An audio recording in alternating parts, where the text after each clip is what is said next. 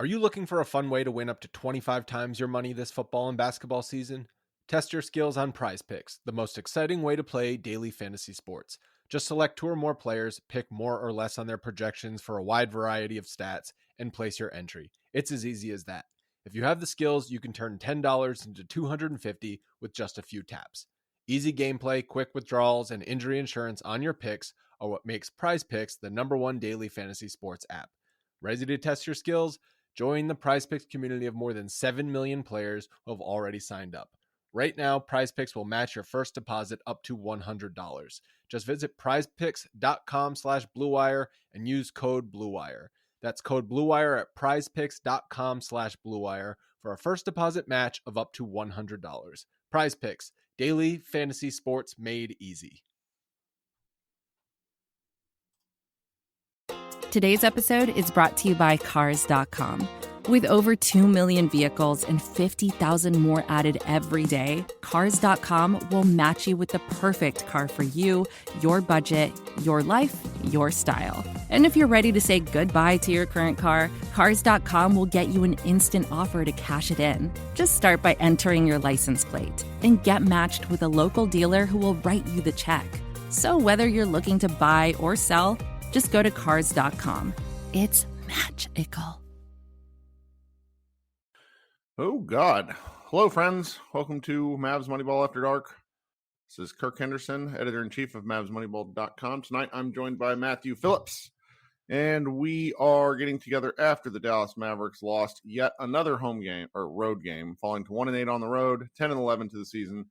This time to the Detroit Pistons. I think they're the worst team in the East. I'm going to go double check this. No, second worst team in the league, East. Well, but that's after they won. So congratulations, Dallas Mavericks. You now have another worst loss of the season contender, and they've only played 21 total games. Matthew, what's going on? Just trying to figure this out, and it's not good. This is a disappointing game. I don't even really know where to start. It's just there's so much wrong with this game. So I will let you decide where we start, and then we'll go from there. Well.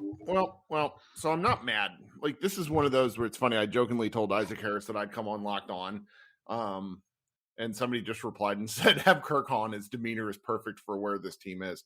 And Josh and I talked about this after the Warriors win. That Warriors win was really fun, but it fixed nothing.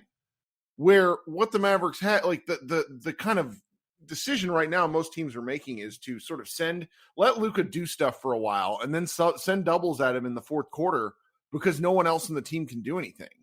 And for anybody who didn't watch, the Mavericks were basically behind double digits to the Detroit Pistons for the entire second half, which was really gross and disgusting because the Pistons are stinky. They're not necessarily like they're tanking, but it's like organic because they're bad.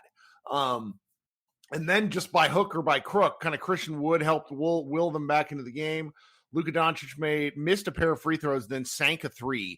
Like, it was very much like a Pistons collapse in the last few minutes of regulation. Sorry, my brain's not functioning. And then in overtime, they just got whooped, despite going up. That's what's ridiculous. At one point, they were up, I want to say, by 6, and they lost anyways. And the Pistons scored 131 points on them in 53 minutes of game action. The Pistons, they scored 38 in the third quarter. This team is so bad defensively. Nothing that they're doing is working. And the real rub of this is it's like when you kind of peel back the layers, there's Luka doing stuff. Luka had 35, 5, and 10, along with 3 steals. And then Spencer Dinwiddie probably played his worst game in a long time as a Maverick, just was really not functional.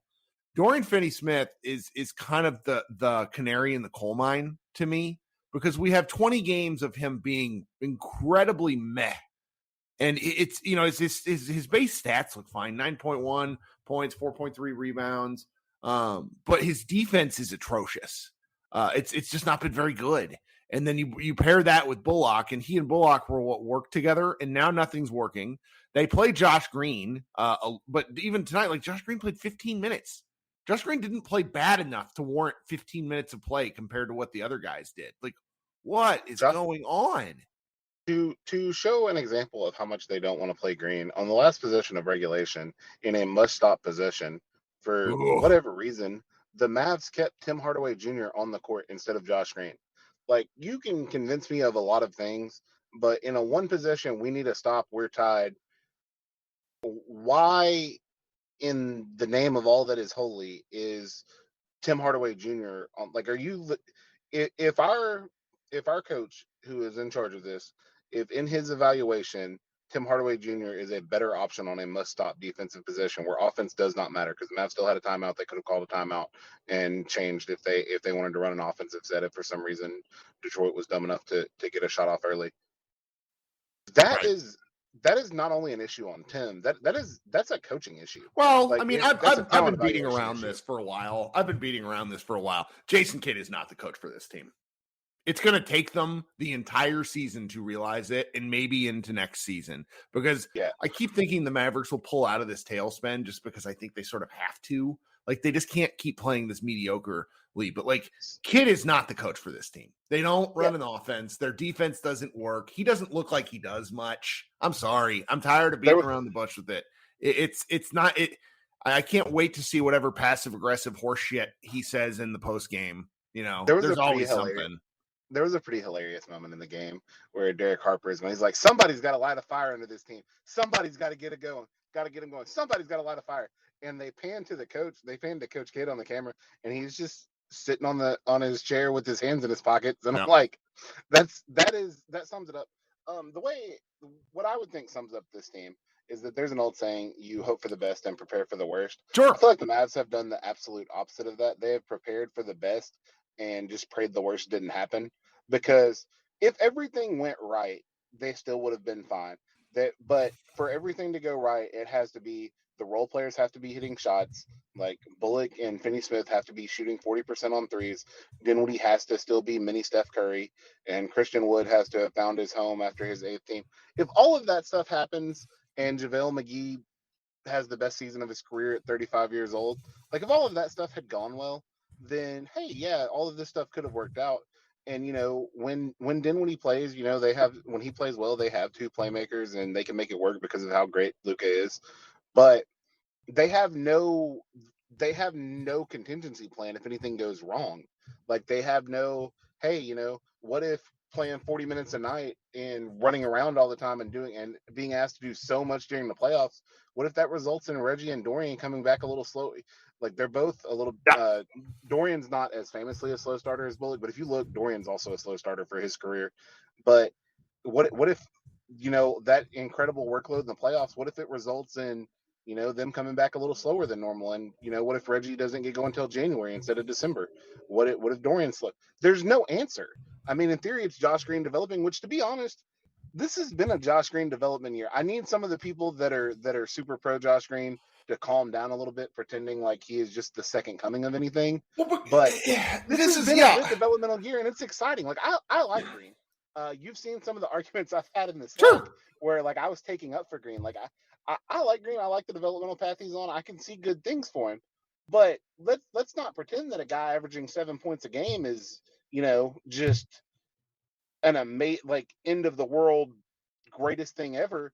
And then the next thing with the coaching, put somebody who can do something with it in the short roll when they trap.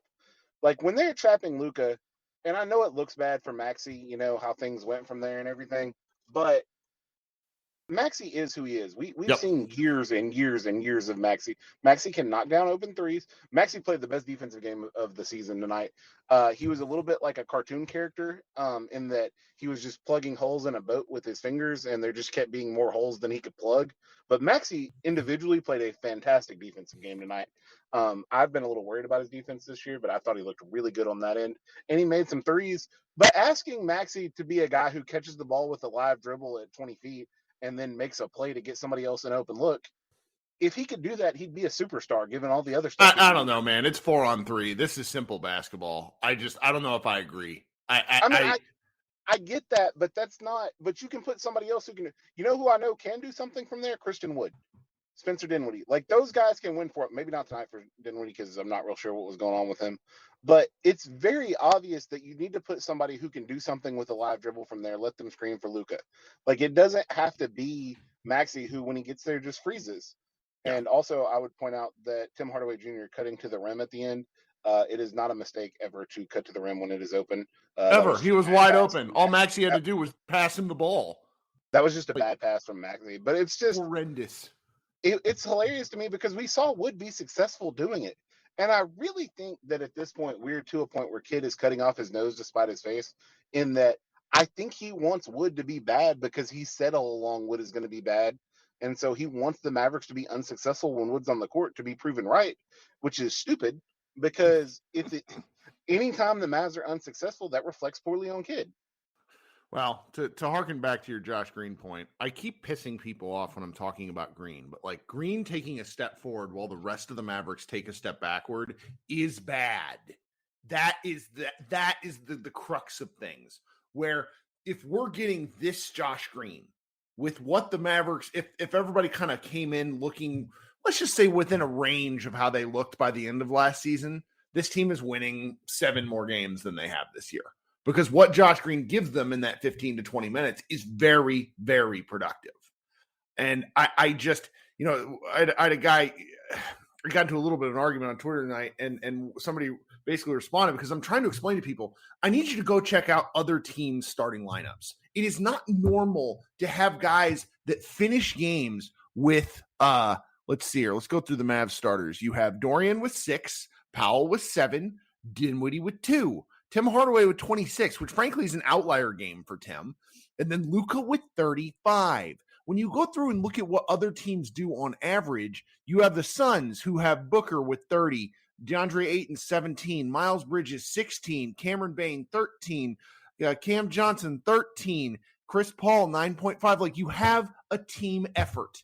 Okay, the Boston Celtics are kind of the outlier, really good example. But hell, even like the Pelicans, Zion 23, Ingram 21, CJ McCollum 19, Troy Murphy the third 13, Jonas Valanciunas 13. Like, there is a balanced effort going on here. So like Josh Green being the 4th best player, which he might be the 3rd best player right now, is really horrendous for Dallas because he doesn't make many statistical contributions. Now, then your next comment, everybody that really is on me about this is, well, he needs more minutes. He absolutely needs more minutes. That is not the question. Absolutely.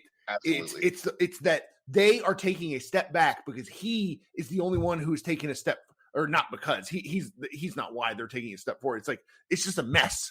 Like, I want to be able to celebrate his victories, but I can't when I'm losing to the fucking Pistons. I don't care.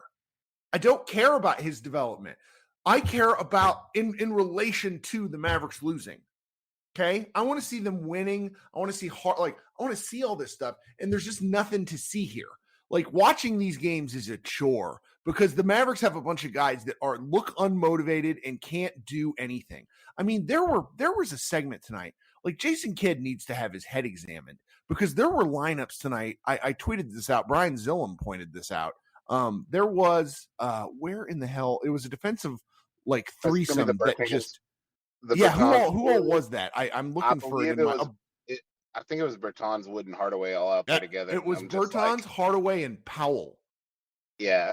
That's unplayable from a 3. Like, that 3-man, like, you could have Michael Jordan and Scottie Pippen, and and Dikembe Mutombo. Like, what are we doing? Like, that's not a thing. These lineups and these rotations are a mess. This is advertiser content brought to you by Frito-Lay. Hello, I'm Chip Murphy, here to get you ready for the big tournament. Tonight we'll break down who will be cutting. Cut! What are you two doing? Sorry, Chip. Prez here got his feathers ruffled when I told him Ruffles has 0 chance of winning the title. And I was letting Dip know that she is not taking into account Ruffles' iconic ridges. Guys, it's March. We have to start talking about the tournament. We are. It is the 2023 Frito-Lay Snack It. We're talking about big-time matchups between Cheetos, Smart Food, Lay's, Sun Chips, and more. Just head to the Frito-Lay Snack Bracket and vote for your favorite chip, pretzel, or dip for a chance to win up to $1,000 or a year's worth of snacks. This sounds great. Keep up the good work.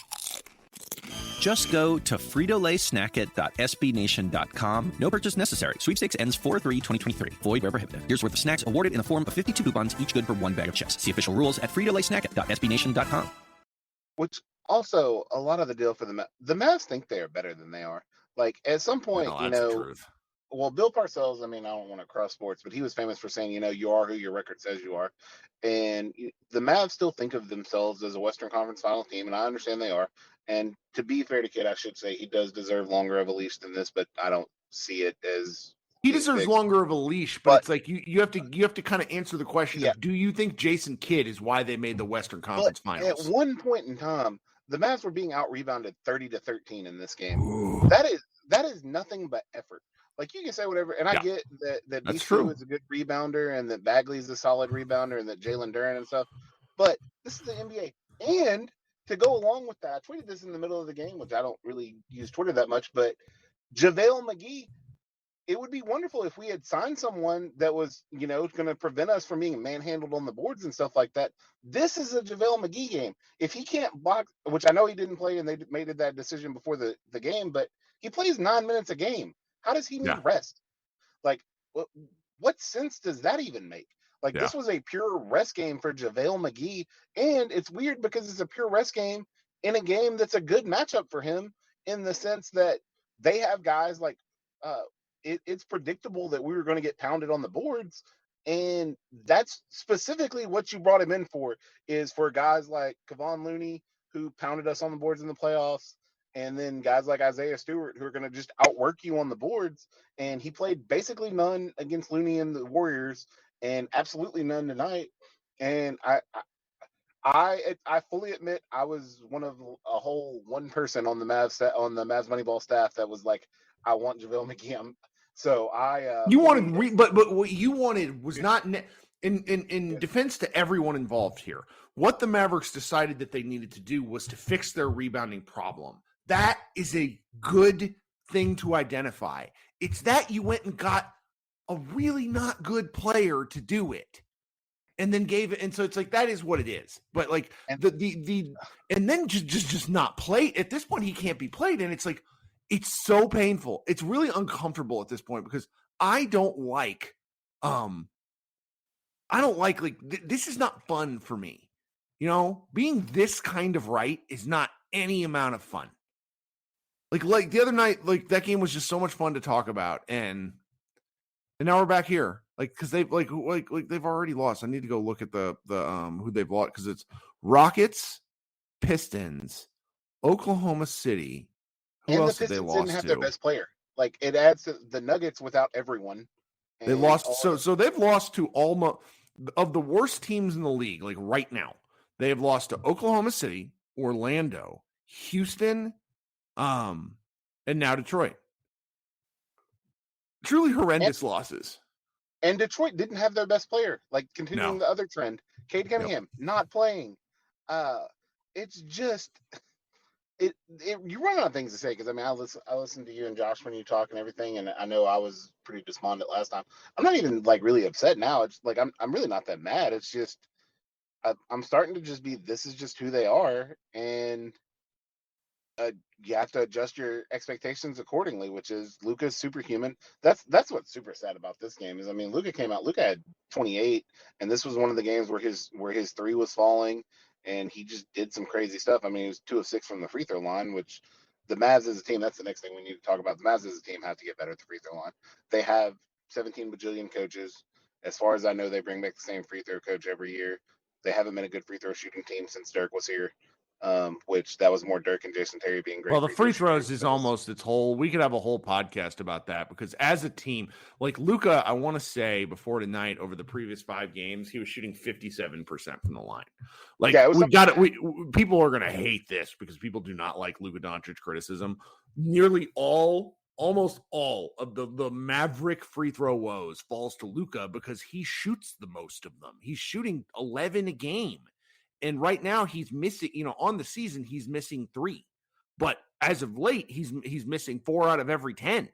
Like that, you cannot win games doing that. Well, it's him and Wood shoot all the free throws, and they're both basically 60% free throw shooters right now, which, I mean, you got to do it. I always joke about Luka that he's like a video game character, and he only has enough points on his slider to be good at threes or free throws at the same time. He can't be good at both. And, I mean, his threes have gone back up, which means he can't shoot free throws. But at some point in his career, and I am a huge put on the cake for Luka, none of this is Luka's fault. At some point, he's got to be able to make free throws just because he is so good at getting to the free throw line. He is so amazing. And it's not fair to himself. It's not fair to his talent to leave that many points out there because this game, with all of the other BS that they did and getting out rebounded by a million and everything, if they shoot 80% at the free throw line, which an NBA team honestly should shoot pretty close to that, they shoot 75, 80% at the free throw line, they win this game. Like for everything else, if everything else is equal, they do that. And I also want to say, because I've seen this from a couple of people that I respect and think highly of, I get that the 2 Killian Hayes threes at the ends are outliers and that at some point that, there's not a whole lot you can necessarily do about that. The answer to that is to be far enough ahead before that they don't matter. These are the Pistons. The Pistons suck. That's the answer. Like generally when you talk about like when I'm, throwing a fit about, one call at the end of the game and say, hey, the rest shouldn't matter in this game, which I'm not at all complaining about the rest in this game. But if like Killian Hayes making 2 shots, if it's close enough to matter, that is where you screwed up, not giving up the 2 Killian Hayes shots. And they don't take stuff seriously enough and they just think they're going to blow people out. And especially today, when you had Luka and Tim both come out on fire and they're tied at the end of the first quarter, I was like, well, that's not good. It's really not. It's really not. I mean, if there's any positive stuff to sort of take away from this one, it is nice to see Timmy hit some shots. I'm not sure what it means, but they can trade him. Hopefully, if he does it long enough, they can trade him. That's what it means. That is the goal. And I am happy for Tim though. Like from everything that I know, Tim seems like a really good human being. Seems like a really good guy, and I am very happy for him. And I mean the point of this, I bring this up a lot, and I'll bring it up now, even though this is a disappointing game. The point of being a fan is to enjoy it. Yeah, part of it's to be upset when you're upset and all that good stuff. But the point of being a fan is to see stuff and enjoy it. And it's fun to see Tim do well. So I am happy for that, and hopefully that's something they can carry forward. You're right. It's hard to try to pull something positive away from this game, but if they can get him going, that does have long-term, effects other than just if they trade him, because he is a volume 3-point shooter and they do need that. Well, that's enough of that. I'm going to hop on Spotify Live. You shouldn't do any plays of the game because there were none. If I do a play of the game, it will be a gaff of the game, and it will be Maxey missing the dunk layup thing at the end because it was that was rough. And I hate to do that because, like I said, Maxey played his butt off defensively tonight, trying to take up but one guy can't defend a whole team, and that's pretty much what he ended up doing. Yeah. Well, that's that. We'll see everybody Saturday after they play the Knicks. Hopefully, everybody ready for that one, because if they don't win that one, things are going to get real dark. It can get worse, guys. Just so everybody knows, it can get a lot worse. Kirk Henderson and Matt Phillips, thanks for hanging out. Talk to you soon.